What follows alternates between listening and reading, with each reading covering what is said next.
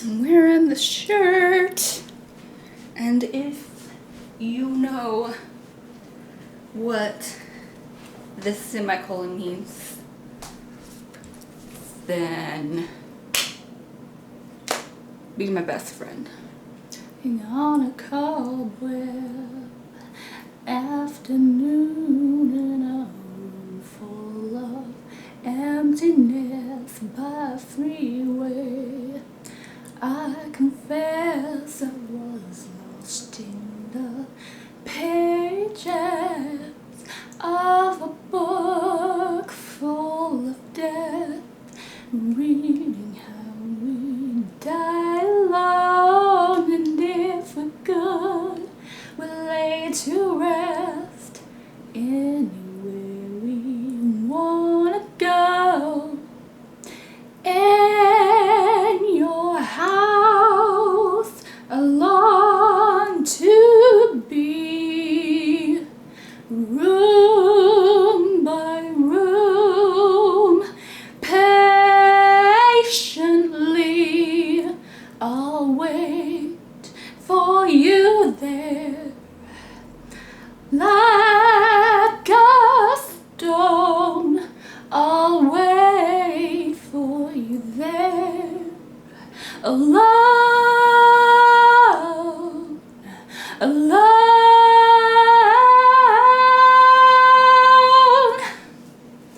Do do do do do do. On I read until the day was gone, and I sat in regret of all the things I've done, for all that I've blessed and all that I wronged in dreams. Until my death I will wander on. If you know who that is, that amazing, beautiful human saying that amazing song, then I love you. Hello, hi, my name is Alyssa, and I'm back with another video today. I was dealing, or kind of still am dealing with an eye infection. Nothing serious. It was the beginning of a sty. It was the very beginning of it, and I caught it quickly, so it didn't actually turn into any abscess or anything like that, but I have to put antibiotics in the form of eye drops, of course, into my eye many times a day. And it's still healing, so I can't wear like any eye makeup, so that's why it looks a little weird. You have not seen me with a bare face before, or at least bare eyes. My eyes are naked. It's kind of a look today, but you know, just so you guys know.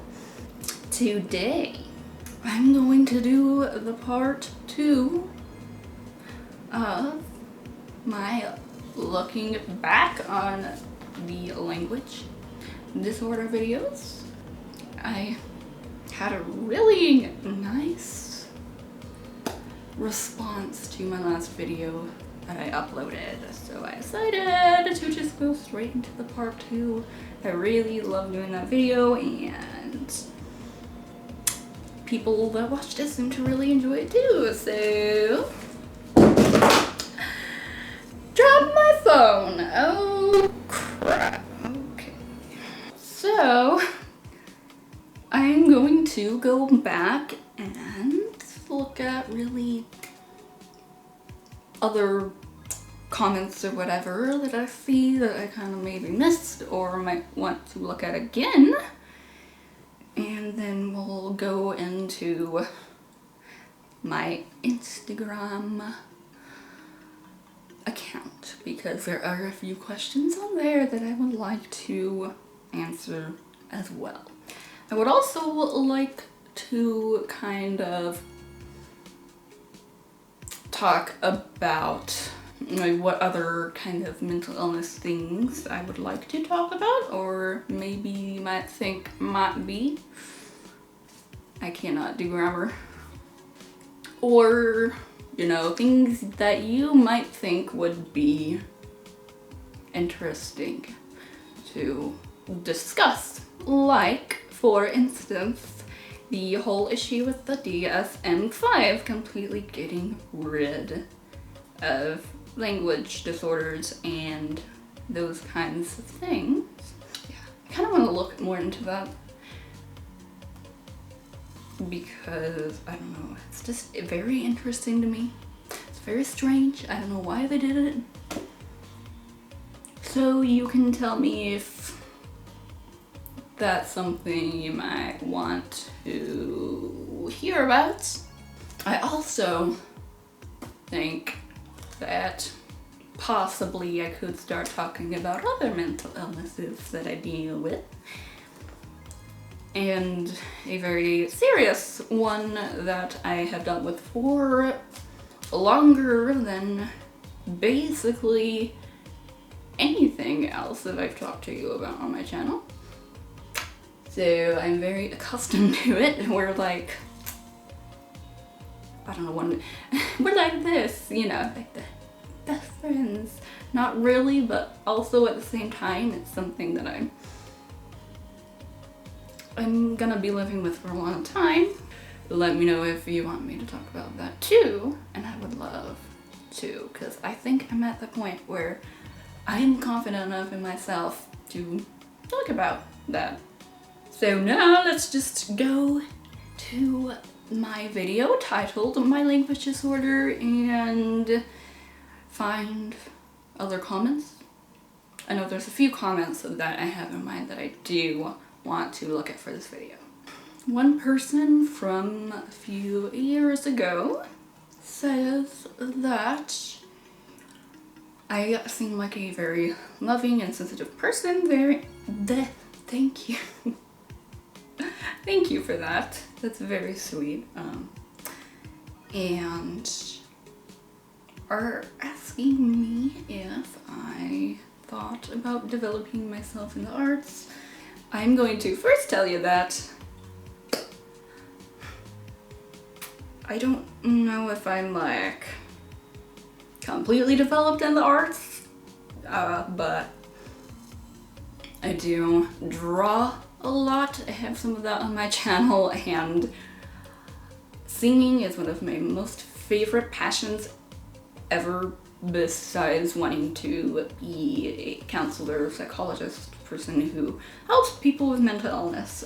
I also danced ballet when I was very young. I did it for 12 years. Started when I was 6, and then I didn't have to stop, but I ended up stopping to go to school, go to college. And actually, even though this issue is now, I guess, kind of synonymous with autism, the people who diagnosed me never mentioned anything about it. I think it might have just been because it was much longer ago. I was 12, 13, it was about 2000, oh goodness, 10? No, wait, probably like 2008 to something like that. Around 2008, we'll just say, when I was diagnosed, and it's 2020 now. Times are just, you know, a little bit different, considering that was 12 years ago. Yeah, you know, it's just one of the things that just kind of changes, as I said before, and I cannot speak today. I will keep saying over and over again in my videos that The DSM-5 constantly changes. Psychology constantly changes and moves forward. It is a science based completely on research and on experimentation, and new things keep moving forward year after year after year. It's gonna keep changing. So what we knew back then, we don't really know. We do know now. What we knew back then is different from what we know now, Alyssa. I'm sorry. And the last part of this comment, I'm having some difficulties when hearing people speak and me expressing myself, and I like ours because it can be the softest activity for my mind, and that is very similar to me, actually. Ours are very calming, very, very therapeutic. Sure, you guys have heard of art therapy, things like that. It's very therapeutic. Any kind of art, not even just like drawing or something like that with a certain medium, but something like singing or dancing or something that really allows you to express yourself as an individual. And of course, I understand feeling like it's difficult to express yourself, and definitely what you're doing, what you are doing with art and using it as an activity to calm your mind is definitely a good step in the right direction. Now this person is, they have said something that is just like spot on with how I feel, or definitely felt about this a few years ago. This person says, look at my phone, that I speak exactly like you do. My friends thought I was weird, and my colleagues always look at me in a different way. And there seems like there's only one person who understands them. And that they will sometimes start a sentence and not even be able to finish it. I used to get annoyed. Thank you very much. And I know this comment was from years ago, but you're very welcome.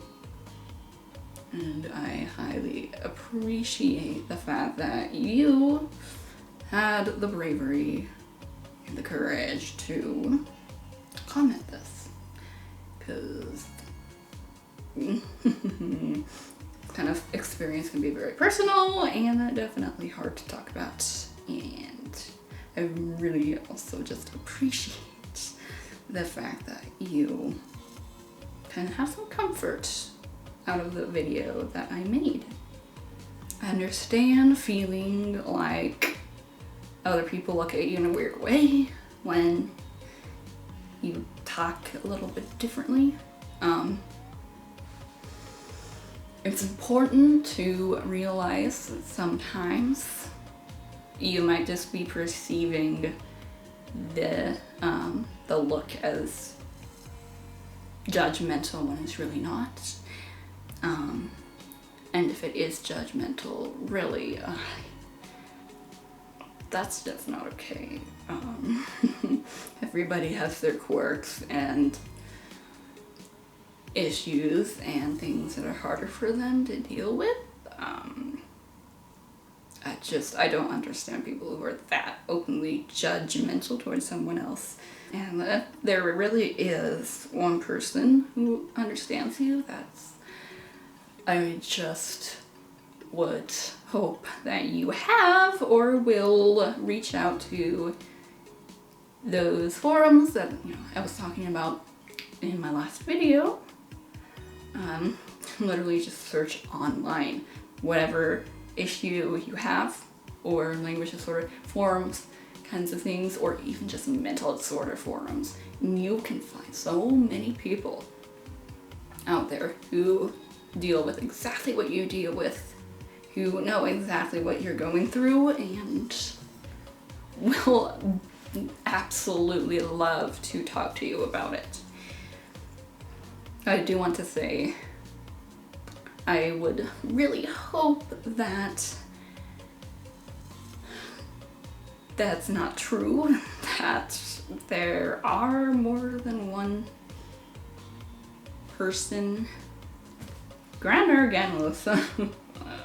There is more than one person who understands you. They may just not openly express that because people are just actually typically very insecure about their emotions and things that are a little more difficult to talk about, or that may be first seen or judged as strange or not normal. And starting a sentence and not being able to finish it, totally understand that. Completely understand that. So many people also are telling me that I'm really brave to have made this video. And wow, that I cannot even describe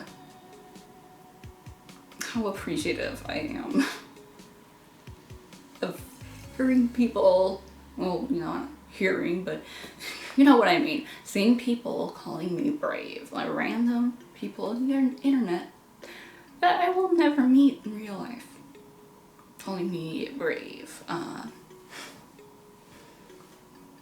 Wow, that's, I truly appreciate that, honestly. I'm gonna be saying appreciate. I'm gonna be saying that word a lot in this video. Like, honestly, I don't feel like it's brave, or just something I knew I was ready to do and I wanted to do. It kind of helped me with other issues, helped me be more confident in myself, especially then when I was really having trouble with speaking correctly and expressing myself. That really, like, actually making the video and speaking to a camera really helped out, so. But I still really, that's so sweet of anyone who has said that. That is just, I appreciate that so much. So let's just move on to Instagram, because this video is getting long. I've rambled on for a while, so yeah. Maybe I'll go back to the old video at some point, but right now we're going to Instagram.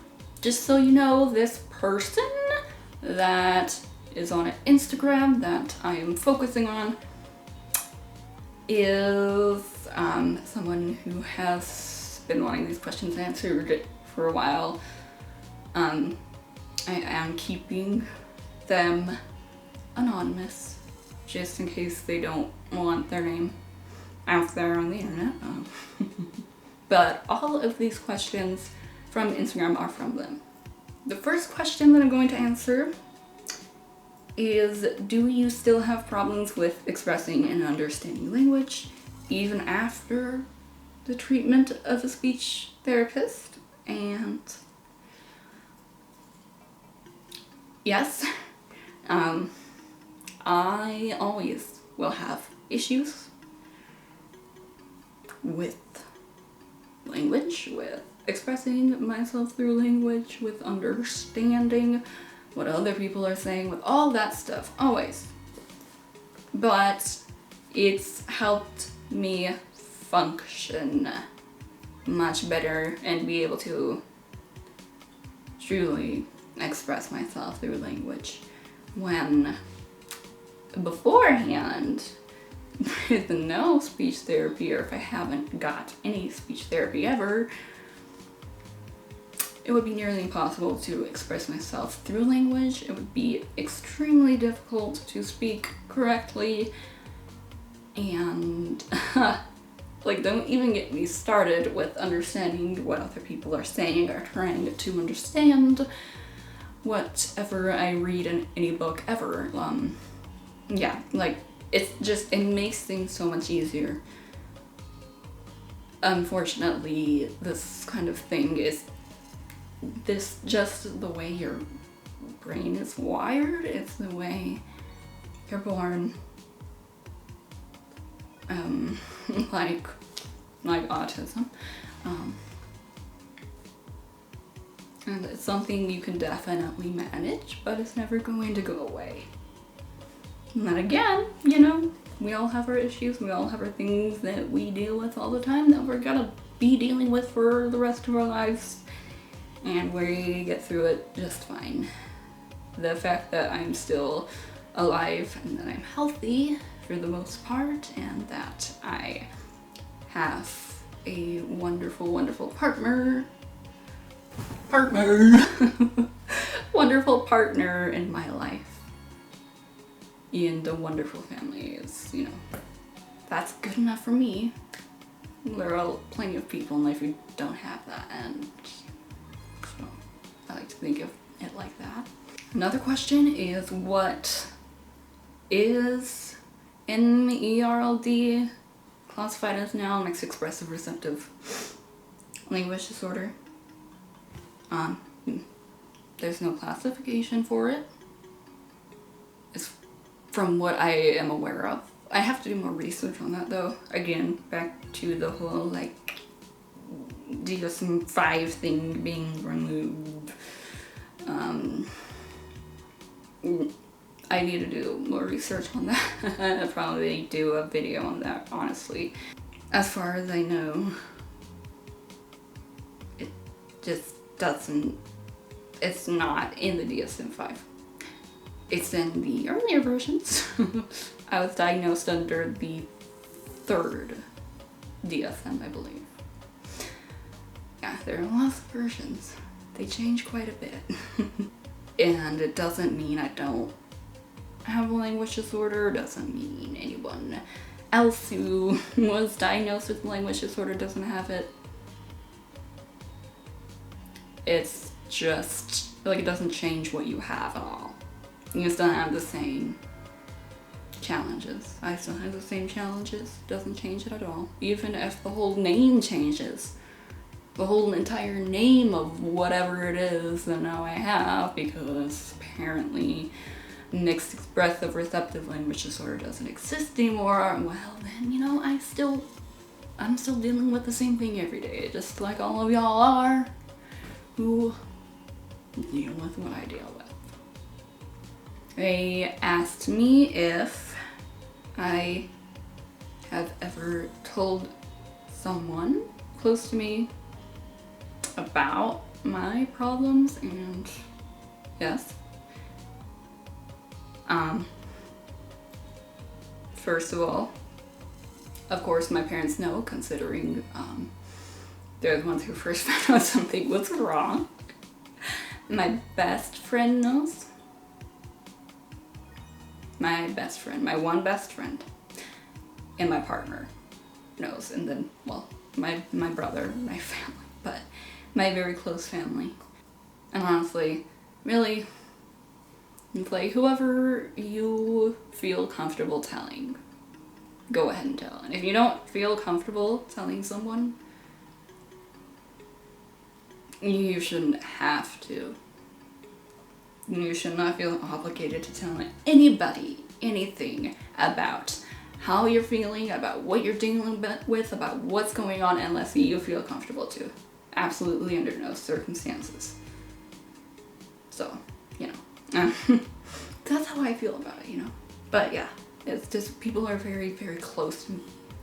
And my family, the ones that I love, are the ones who know about my language issues.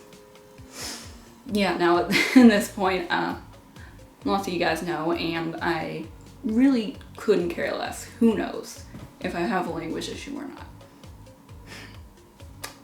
because I'm just, I think it's just because I've dealt with this for so long, I'm just like, you know, okay, whatever, fine. You know, I have a language disorder, I have all this other crap going on, okay, cool. Like, you don't like it, then, you know, look the other way, right? The last question from this person is if I still consider myself to have a language disorder now. And absolutely positively, yes, I do consider myself to have a language disorder. Kind of goes back to what I said before about how this thing is, we're just born with it. Those of us who have it. And I'm always just going to have those same issues. Always. And specifically, that language disorder that I was diagnosed with does deal with expressive and receptive language. Even if it doesn't exist now, or if it's a completely different thing, I have no idea. Yeah, absolutely, I still consider myself to have a language disorder. So, I hope you guys enjoyed that video. Again, not quite exciting or anything, but something I really, really want to keep doing. I want to keep talking about this, and you seem to like it, so I'm just gonna keep doing it. The next part of this, I think I'm going to dive into my next video that I put out about this language issue. Also, please let me know if you really would like me to do a video on the DSM-5 and why the heck they remove the things that they do. Language disorders specifically. If you would like me to do videos on other kinds of mental illnesses, maybe researching them and talking to you about them, about what I know about psychology, considering I have a degree in psychology, getting towards master's. So I'm hoping I'm gonna get that soon, but that's not important. You know, I'd love to do videos about psychology because I'm interested in it, and you know, it's my calling in life. It's my calling in life. Honestly, I want to keep moving forward with this whole mental illness thing and dealing with daily issues because I feel like it helps me open up so much, and it hopefully encourages the people who view it to maybe be more open themselves if they're struggling, or maybe feel more confident in their ability to express themselves. And that's what I hope you get out of this video. I hope you guys, computers, shut up. I hope you guys have a lovely day. Thank you so very much for watching and staying to the end of this video if you did. If you enjoyed it, I would love if you subscribed or at least liked the video. Have a wonderful day, and I will see you all soon.